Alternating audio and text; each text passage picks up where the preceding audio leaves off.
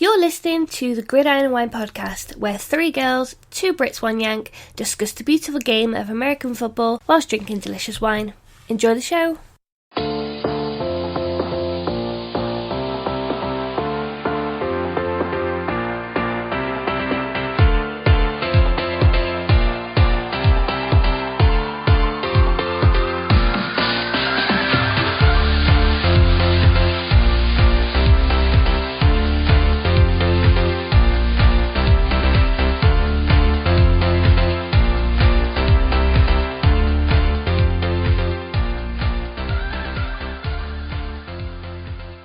Everyone, and welcome back to the Gridiron and Wine podcast. I'm Liz, aka NFLGirlUK, and with me are my co-hosts Dayna from Our Turf Football and Shona from 99 Yards. In this episode, we'll be discussing the change of quarterback guard, if the Tennessee Titans are the 2016 Leicester City, and speculation around the 2020 London Games. And of course, at the end of the show, we'll take your questions. But first, I want to say cheers to the NFL fans around the world.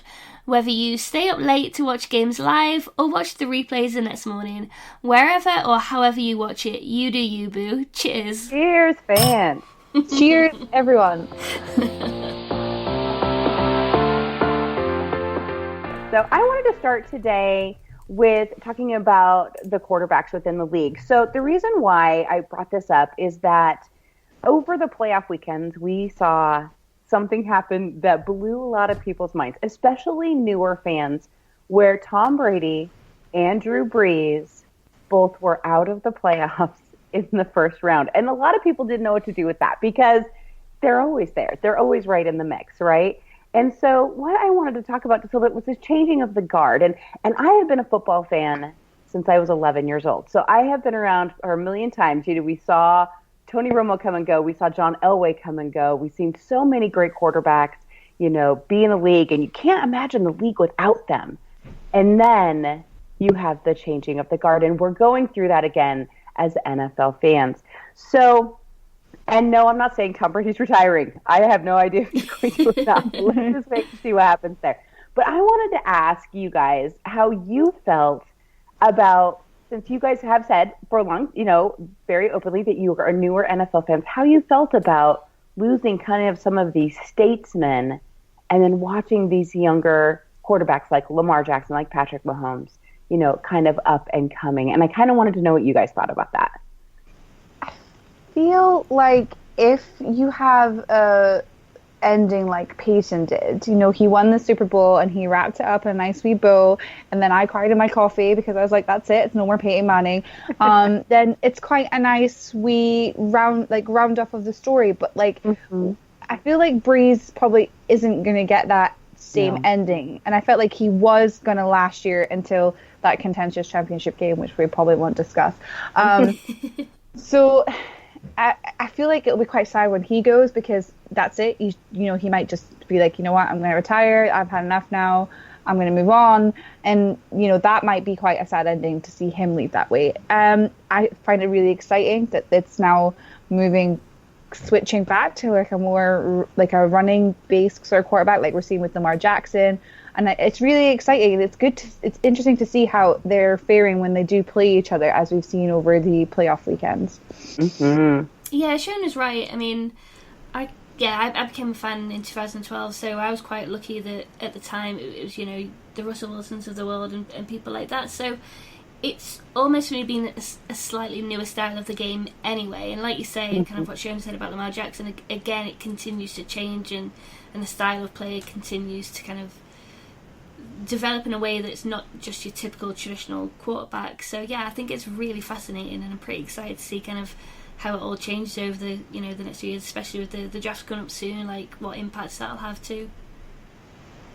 Right, you know, and it's fun. It is, you know, what it does is it makes, you know, football fans realize that even though if your team doesn't make the playoffs or whatever may happen, that change is a constant in the NFL, that there's always going to be the next man up. You know, for some teams, Cleveland Browns, so sorry, it takes a little longer than it does for other teams. But there is always going to be change, and sometimes that's good change, sometimes that's bad change. You have a team that goes from a golden age to maybe more of a down period, or vice versa. And so seeing these young kids come up and watching, last night was the NCAA National Championship game. Congratulations, LSU. And, and seeing these young players come up, it's exciting because you realize that there's always opportunity and there's always change. But it's a little heartbreaking because those people that you've cheered for years are starting to either get older, or that the kind of the end of their career is coming. But don't worry, people, they always end up on television. They always end up, you will still see them because they always end up around. So I want to say cheers. I want to say cheers to the elder statesman quarterbacks that are getting to the end of their career, and cheers to these young guys who still make us want to watch every single week. So cheers. Cheers. Cheers. And I might have to take a whole week off work when Wilson retires, just so you know. Well, we got some time before that happens. We got some time. We got some time, but that will probably be the case. I'll be in my bed with my cat. Rocking back and forth just a little bit.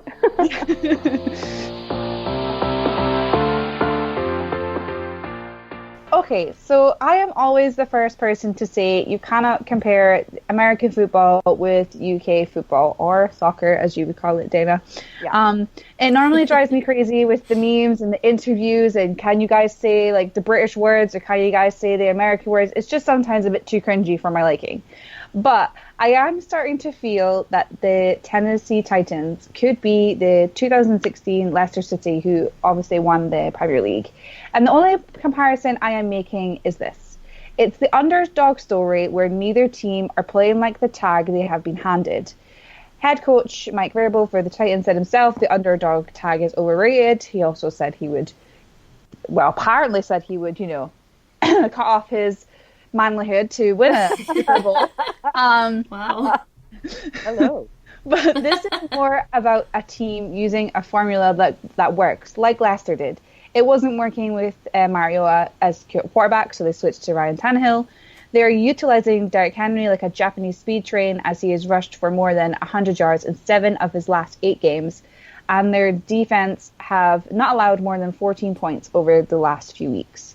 Leicester defied the odds, and in my opinion, Titans have already done that by beating last year's Super Bowl champions, the New England Patriots, and then went to Baltimore and beat the high-flying Ravens.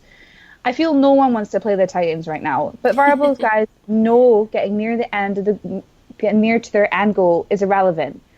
They want to make the Super Bowl, they want to win it. They have a big challenge ahead, though, obviously against the Chiefs at Arrowhead Stadium. So my question is this.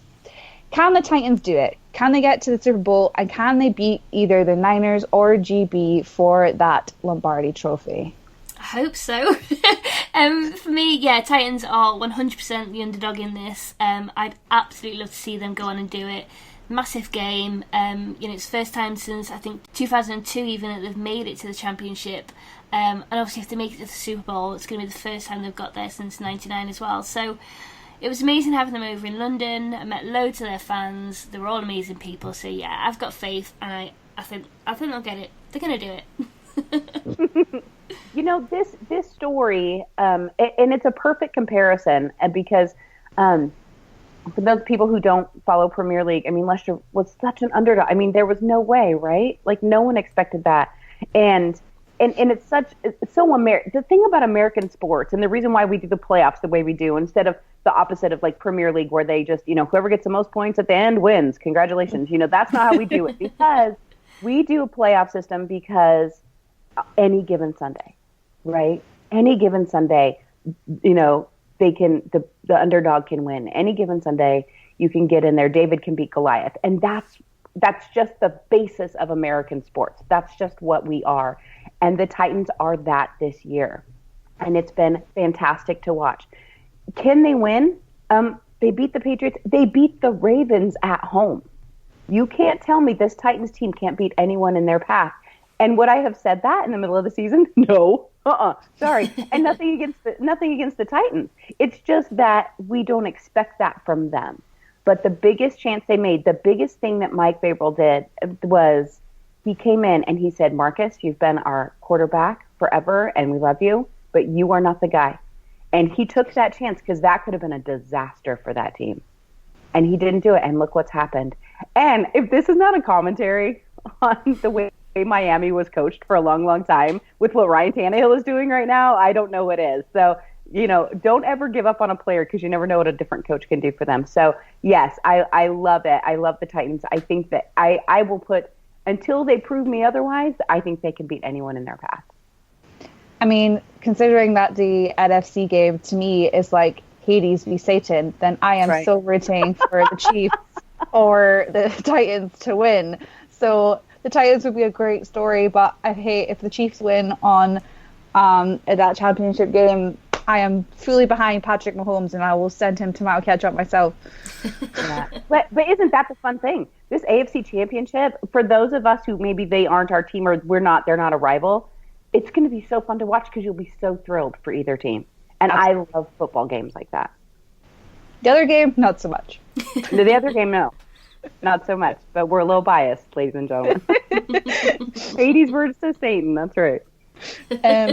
So I'm going to cheers to the Tennessee Titans for mounting their sensational run at the moment that they're on into the championship game, and good luck. Cheers! Cheers, Titans!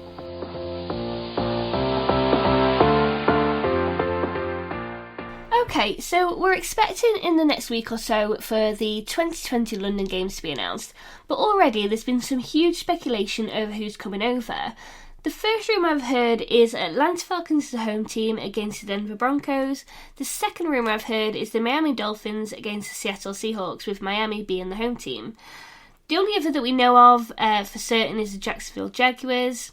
They're in the final contracted year at Wembley, however that doesn't necessarily mean that it's the last time that they play.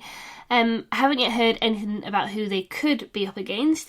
Interestingly though, there's been some comments that the NFL wants to start practicing how it would be for a franchise by having a team play for 2 consecutive games.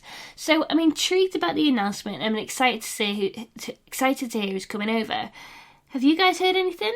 The first rumor I heard was also Seattle coming over, and it would be against the Dolphins. I actually heard that at the Seahawks game when I was there in December. Apparently, some of the Seahawks fans had heard this was going to be the rumor, and they were going to play abroad, obviously not abroad, in the UK. With the news about the franchise, I think that would be very interesting to see how it goes, because to me, I still feel like it's a logistical nightmare for a team to play over here in the UK for that long. Like Dayna mentioned in the podcast before, I don't know why they don't look at Canada, because I've spoke to Canadians. They tell me that their nearest team is normally Buffalo if they live in Toronto, or if it's Vancouver. When I was at the Seahawks game, they were Seattle fans because they don't have, I mean, they have CFL obviously, and that's a great league in itself. But if they want to follow the NFL, it's got to be a team in America. So to me, first, why don't you try Canada before trying to do this logistical nightmare of the UK? So this is always interesting. I get really excited because, I've been to the UK for these games before. They're always a lot of fun. And I have been told, or at least read, that the Dolphins will have a home game in London next year. So that is definite. Now, who they're playing, we don't know. We've all heard it was the Seahawks. I've also heard about Atlanta, so I think that would be good too. I know that they're still trying to get Green Bay to go back over again, so I've heard some rumblings about that. But what these games do is it broadens the base so that then they can, like we've talked about, get a franchise over there. I cannot imagine, and I mean this, and it's a great idea, but to get a team to give up either 2 home games or 1 home game and 1 away game for their American-based fans to stay in London for 2 games in a row. Yeah. I don't know very many owners who would go for that yet. Yeah. I think that's not something that's feasible quite yet, because you're giving away so much exposure. Now, is it a good idea? Yeah, it's not a bad idea to test it out, but I have still said the best way to really test this out is to have a spring league there, but that's a whole another hour-long conversation. So I think that really that what this is that it's a nice idea, but I just don't think that the owners or the GMs or anyone would be ready to give up 2 home games or a home game and away game, just because I think they would get such backlash from their fans.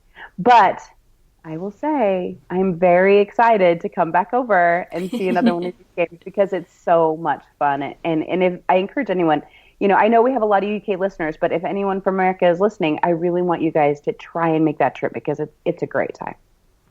I'd also try and make a Canada trip if they do that. Oh, yeah. Mexico City. The Mexico City games have been huge for NFL. And when the Raiders left Oakland, I was a little interested whether or not they were going to plop the Raiders in the middle of Mexico City, but they weren't ready for it. The stadium isn't ready for it.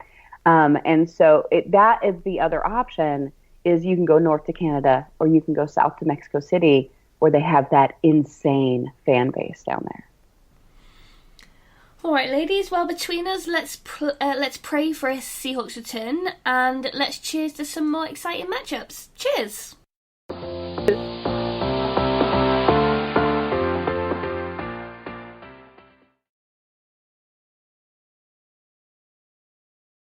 In the show, we've got some questions in from our listeners. This first one is from Chris Lawton on the XFL. He asks, how do you see the XFL faring? Does it have any more of a chance than the AAF did? So sadly, the AAF crashed and burned pretty suddenly. So for the XFL to succeed a second time around, I'd say it depends entirely on the quality of play and the talent involved. There's a couple of notable names across the league and a couple of former college stars that didn't quite get their chance to shine in the NFL. So I think watching some of these will be fun. I think it's going to make it interesting. Another really important point, though, Vince McMahon's got the money to keep it going, whereas the AAF didn't. The way I sort of look at it is like everyone's deflated when the NFL season's over, so I think they're having a spring league with the XFL. If you love watching American football in general, you're probably going to watch this. For me, it's like before the NFL season starts, so you try and watch every college and CFL game that you can. So I know it only starts a couple of weeks before, but you kind of getting your NFL fix then. Here's the thing with the XFL. It was so over the top the first time. It was professional wrestling in football uniforms. I mean, it was just ridiculous, right? And you can tell that, or at least we can hope, that they've learned from that. They learned from that mistake, and they are now, playing it more like a second level league of football. And I think what you said is right, that what this is going to do is it's going to let maybe college players who weren't quite ready to make the jump to the NFL still have a place to play and hone their skills and maybe get that second chance. It also gives the NFL, the scouts and teams, another place to evaluate other than just straight from college. Plus, it gives these guys who maybe will never be NFL level a way to still earn money and to still be able to play. I worry anytime you put Vince McMahon's name on anything. I'm not gonna lie. Yeah. I'm real worried. You instantly think of, giant gold belts and crap that you get from wrestling. And, plus the question marks of how real it is. Well, I will tell you that this XFL will be very real, and it'll be a lot of fun to watch. And they're doing it. These teams are based in cities that don't have NFL teams, except for Seattle. Seattle does have one too. There's a couple others, but they have it's in St. Louis. The St. Louis Battlehawks, they are there. They used to have a team, and that fan base was left without the Rams when they left, and so now they have someone to cheer for again. So I will tell you, I don't have a problem the minute football is over. I turn around and MLS starts for me, so I'm all in at soccer and the season. But I can see where a lot of people who maybe don't get into baseball or basketball or some of the others, this is going to be the perfect kind of filler for them in the off season. I completely agree with what Dayna was saying. I am pretty excited about it, and it does look more legit this time, but I just have a sneaky feeling Vince McMahon is going to get his wee McMahonisms in there somehow, some way, and it'll make it just a little bit cringy. I do think he'll be successful for at least the first year. I do think that I'm excited to see it. So to answer his question, I think it has a better chance than the AAF did, that just never got the funding to make it what it should be. Yeah. Next question is from Graham. He asks, what rule would you most like to see change during the off-season? So, there's two for me. I think they're going to have to review the rule again with the what happened in the championship game last year with the Saints.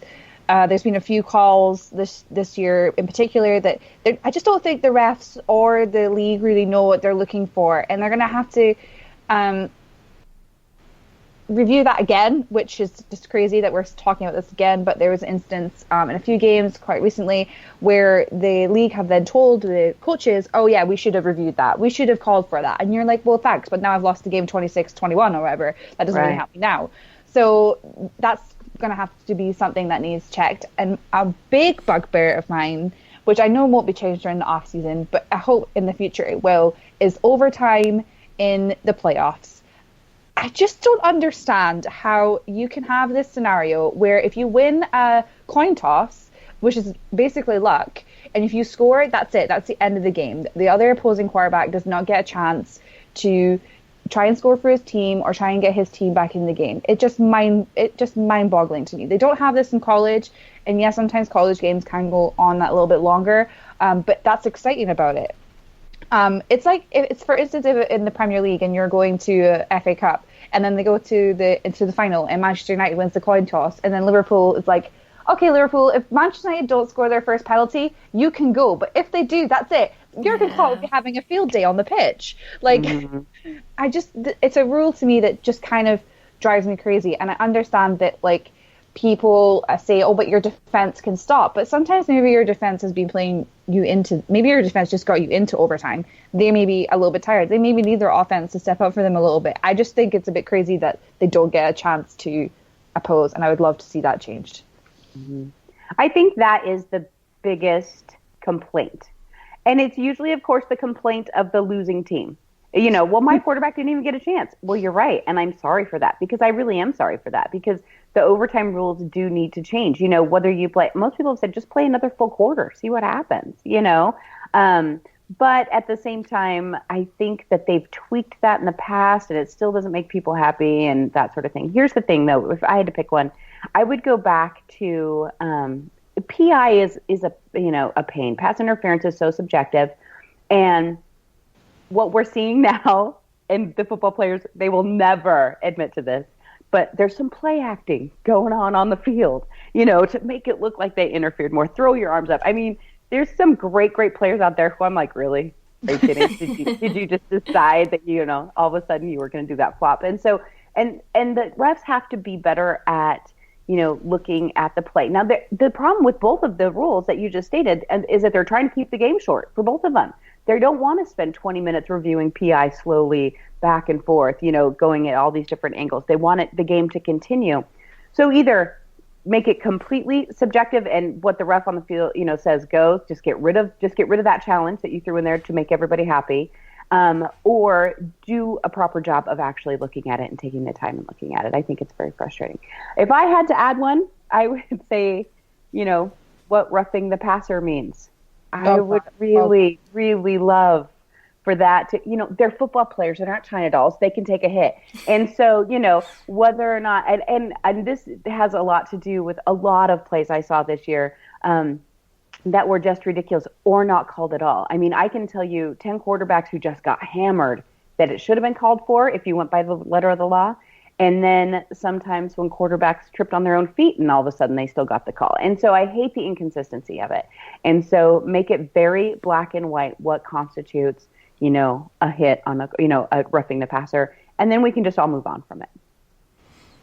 Yeah, I remember Bobby Wagner saying a couple of years ago, he was like, oh, I'm just going to have to start giving quarterbacks pillows.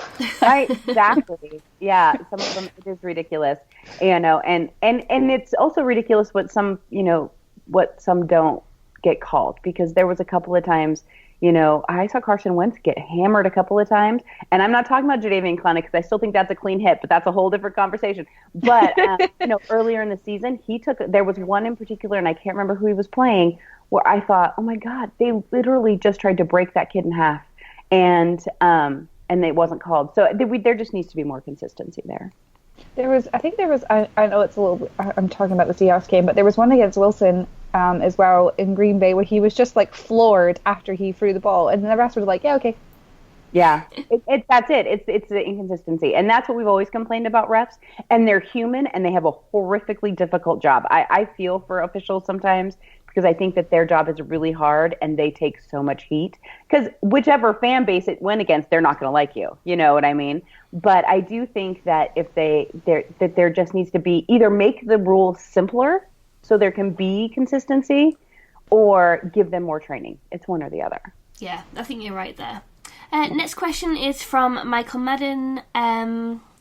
He asks, take one player from this weekend's defeated teams and add him to one of the surviving teams to give them an edge, who would it be and which team would he join? For me, I'd say JJ Watt.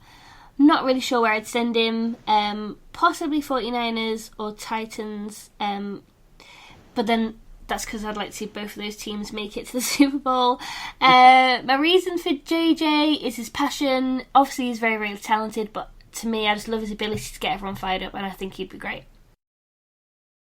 Agent, and I think he proved to a lot of teams on against Green Bay that he is a guy you want in his team, because he was basically our defense for a majority of that game. He just kept popping up everywhere. There was this hit he had on Rodgers, which was insane. Like, he was right in the corner and he managed to run round and obviously sack Rodgers. So I'm hoping that he does stay in Seattle, just because I'm a little bit biased. But if he doesn't, I really want him to also win a Super Bowl. That's why he left the Texans. He felt like it wasn't working for him there. He wasn't happy. And that's what he admitted after the game. So I would say him. What team I would put him on, not 100% sure. I think he could slot into any team's defense, in my opinion. Well, this is not going to make very many people happy. Because it's not that he's done a bad job, but if you could take Lamar Jackson and plop him on that San Francisco 49ers team, I don't think there's a team in the league that could beat him. And that's nothing against Jimmy Garoppolo, because I think that he's played well. We can see that he's gotten better throughout the season. I've talked about this a lot. You know, he was not super strong to start with, but he's getting there. And that's great. That's exactly what you want a quarterback to do. You want him to grow, and he's played well. But if you took Lamar Jackson, plopped him behind that line, let him scramble all over that field to George Kittle, and with that running game, I don't even want to imagine it, because it makes me a little nauseous, not going to lie. But at the same time, it would be very fun to see what Lamar Jackson could do. It would be a good time. So Niners, just don't go for him, please, because I don't think I could stomach that. No, neither. I don't think he's leaving Baltimore anytime soon. Our next question is from Will Beaver. He asks, is it time for the Patriots to consider hiring a general manager so that Belichick can concentrate on football managers and not the back room as well? You know, here's the thing with this. You don't fix what's not broke. And this is the first year that the Patriots have shown any cracks. So I don't think that the Patriots should consider hiring a general manager until Belichick retires. Let him do his thing. We know, if looking at this Patriots team, it is so well managed and such a machine. The problems they had this year were injury and old age related. I'm going to get hammered for that. I'm sorry, Tom, but you're older now. And so I think that's what the problem isn't the structure of the organization or how it's being run. The problem is age and time to kind of move on for a couple of things. So no, I don't think it's time for a general manager until Belichick walks out the door. And I can't imagine they would do that. But I think, you don't fix what's not broke. And believe me, the Empire always strikes back. Fair enough. Our final question is from Martin. He asks, out of the 12 teams in the playoffs this year, who makes it back next time? And can you also pick one that didn't make it who you think might? For me, I think Ravens make it back. Patriots unless Brady retires. And of the teams still to play this coming weekend, 49ers and Chiefs I think will come back. Of the teams that missed out on the playoffs, but obviously make it next season, I think I'm going to go with the Colts on this one. As long as they stay healthy, they're going to bounce back. I think they've got too much talent on their roster for it to not happen. I don't really see much changes to this. The playoffs, I think the teams that made it this year, particularly in the NFC, is probably who we're probably going to see next year, unless the Rams can rebuild and make that momentum. AFC, I think it's a little bit different. I think the Steelers are going to do better. I think 2 years not being in the playoffs is gonna kick them into gear a little bit more. And I also just want to say, congratulations to Mike Tomlin for handling Antonio Brown for that long. Oh my Lord, right? That was crazy. Yeah, make huge cheers to Mike Tomlin. I can't even with Antonio Brown right now. But so, if I were to look at this, I think that there's a lot of really strong teams with really good depth in their roster right now that are in the playoffs. I agree that the Colts, depending on what kind of happens there and shakes out there, and if Tom Brady goes there, I completely rescind that. But so I think too, that the Rams are going to bounce back. I also think that we need to keep an eyeball on the Steelers. That, though, the question there is Roethlisberger behind center? I don't or under center. I don't know what will happen there. Once I'm sitting here thinking about, I don't know what happened once Roethlisberger's gone, but I think he's planning on coming back next year. I also am very interested to watch the Dallas Cowboys next year now with Mike McCarthy in there and see what happens. You know, he had that fantastic long run with the Packers. We'll see what he can do, but they might not have Dak Prescott. This is what I love, and I know that most people completely hate the offseason, and sometimes I love it because all these chess pieces start to fall into place. And we get to see where everyone goes and how things turn out. It's really fun. I like it. I just think it's really exciting because you've got free agency and then you've got the draft and then you're like, oh, what? It's just like, it's like a little jigsaw that's quite not fixed yet. And then plus you get to be excited because on the first day everyone has the same record, and so it's really exciting to get there again.